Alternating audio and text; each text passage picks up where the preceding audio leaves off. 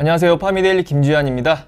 오늘 주제는 ST큐브, 넬마스토바트, 암세포 파괴력 극대화 규명 관련된 내용에 대해서 설명해 보도록 하겠습니다. ST큐브가 지난 4월 8일 날, 그러니까 미국 현지 시간입니다. 미국 캘리포니아의 그 샌디에고에서 열린 미국 암연구학회 AACR이라고 합니다. 여기서 넬마스토바트가 표적하는 BTN1A1, 그 다음에 이제 갈렉틴9, 팀3 이런 단백질과의 어떤 상관관계를 규명을 했습니다. 이것과 관련해서 제가 단독 기사를 냈는데 내용이 좀 너무 어렵다, 유튜브로 좀 쉽게 풀어줬으면 좋겠다라고 이제 그런 요청들이 많이 와서 잘 될 수 있을지 모르겠으나 한번 노력해 보도록 하겠습니다.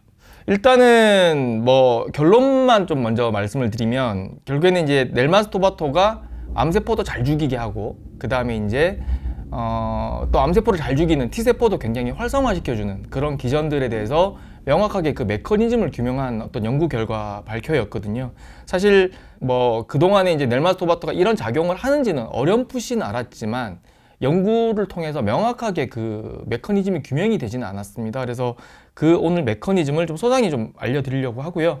일단 그림을 하나 가지고 왔습니다. 이 그림 한 장에 이번에 연구 결과 전체가 다 담겨 있는데요. 사실 이렇게만 봤을 때는 뭐 이 제약바이오 담당 기자인 저도 사실 이해가 쉽지가 않고 뭐 투자자분들은 아마 더 이해가 쉽지 않으실 것 같아요. 근데 제가 이 그림을 3분할해서 하나씩 좀 쪼개서 하나하나 설명을 드리려고 합니다.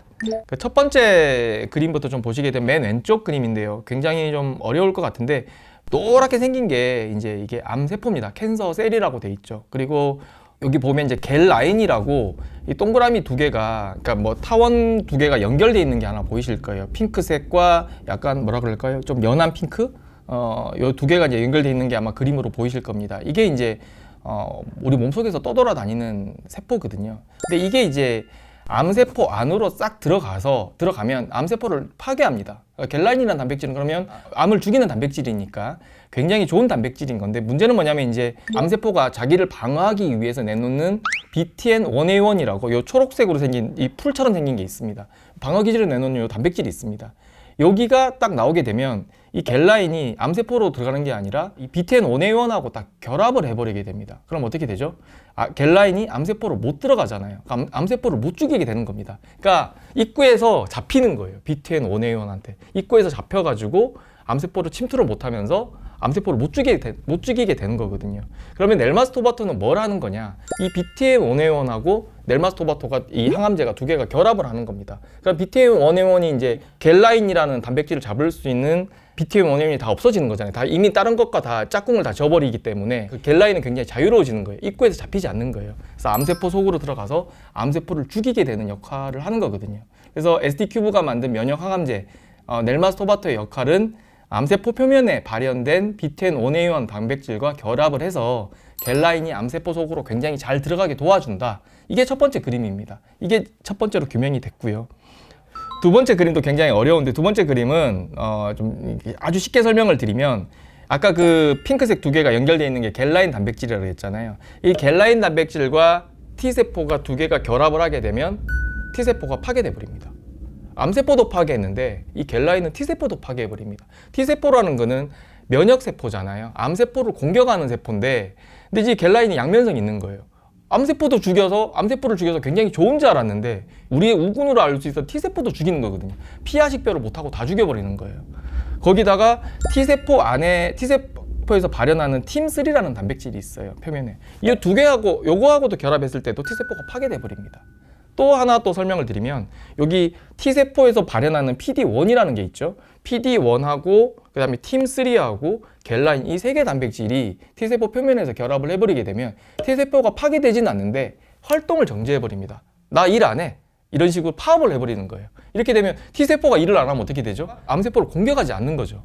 그러니까 T세포를 아무리 이제 뭐 활동을 할 수 있게 해줘도 이런 상황이 돼버리게 되면, 활동을 안 해버리게 되면, 활동성이 떨어져 버리면 암세포 공격을 안 하니까 항암 수치가 뭐 안 떨어지겠죠. 암세포가 안 줄어들겠죠. 그러니까 그런 상황인 거거든요. 이게 두 번째 그림이 되겠습니다.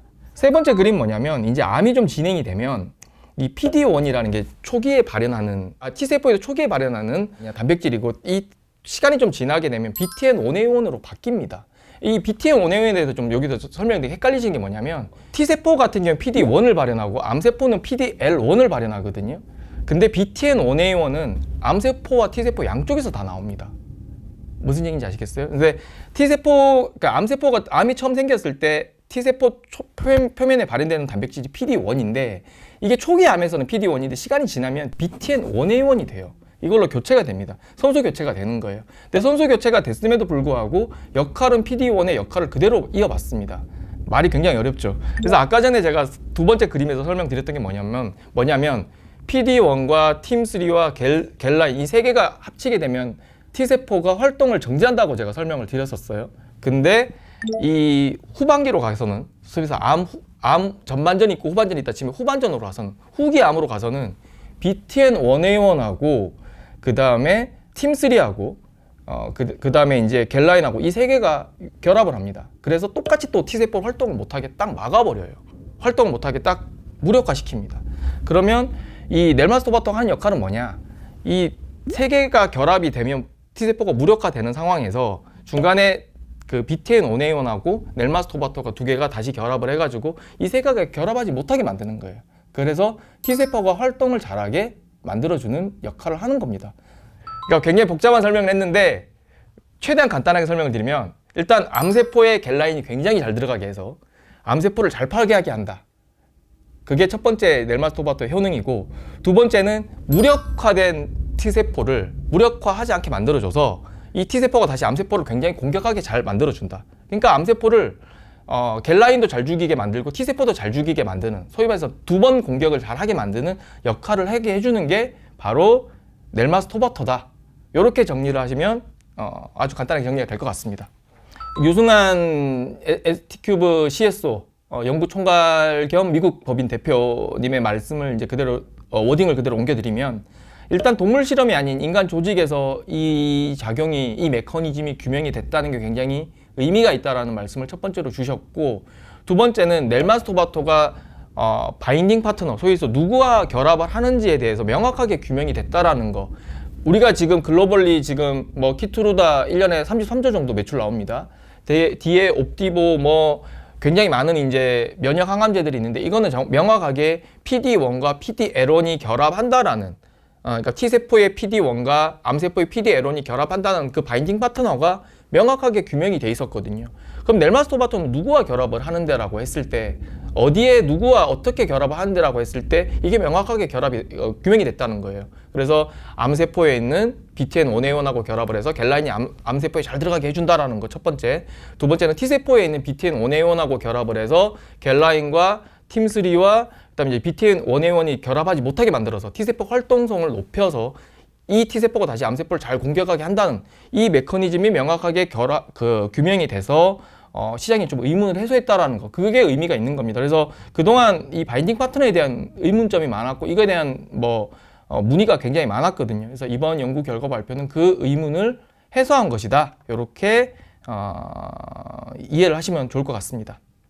안 그래도 물어봤어요. 지금 이게 임상 이제 이상 들어가는 상황이거든요. 거기다가 물질 연구도 굉장히 많이 됐고 또 연구 결과도 굉장히 좋았고, 그래서 어떤 상황이냐, 이번에 AACR 제가 이번에 미국에서 가지는 못했습니다. 가지는 못했는데 물어보니까 다국적 제약사 포함해서 무려 40여 개 제약사가 이번에 문의가 왔고, 포스터가 가면 사실 옛날에 과학 박람회 같은 거 가보시면 아시겠지만 굉장히 많은 포스터가 쭉 있거든요. 그 중에서도 인기 없는 포스터는 정말 인기가 없어요. 뭐 4시간, 5시간 발표하는데도 아무도 문의를 안 하거든요. 그래서 발표자가 계속 옆에 의자 하나 놓고 쭈그려서 앉아있고 뭐 이러거든요. 근데 인기가 많은 포스터는 계속 와서 사람들이 모여서 물어보고 막 그런단 말이에요. 근데 이번에 이 넬마스토바토와 관련된 포스터는 굉장히 인기가 있는 포스터였다. 그래서 다국적 제약사 포함한 40여 개 기업이 물어봤고, 근데 물어보는 것도 단순히 그냥 이건 뭔데 이렇게 물어보는 게 아니라 그동안 발표했던 논문들 있잖아요. 사전 연구 결과 발표라든가 임상 발표라든가 이런 내용들을 다 사전에 스터디를 1차적으로 하고,